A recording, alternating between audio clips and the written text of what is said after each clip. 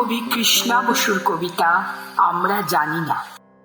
পাকা ফসলের গন্ধে জুটেছে পাখির সংঘ, মেঠো ইঁদুরেরা।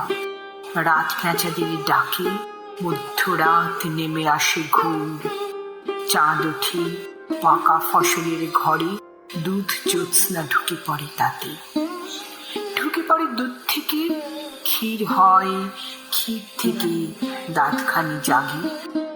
তুষের সোনার গর্ভে আস্তে লক্ষ্মী রাখেন তার স্বর্ণাভ পাখানি। দূর চরাচর জুড়ে চাঁদ তার প্রতাপ ছড়ায়।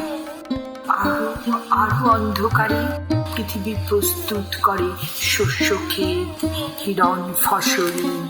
আমরা ঘুমাতে যাই রোজ, আমরা জানি না কিছু।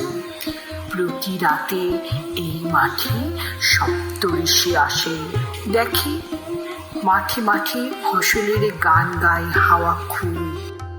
দেখে ধানের গভীরে দুধ ক্রমে ক্ষীর হয়ে ওঠে। দেখি তারা পরস্পর খুব নিচু স্বরে কথা বলে। তারা খসে পড়ে, আমরা ঘুমোতে যাই। কিছুই জানি না কি গভীর ষড়যন্ত্রে মেতেছে কাহারা আজ। নিশিরাত অন্ধকার উচ্চাটন হাওয়া শুধু জানে তার কথা।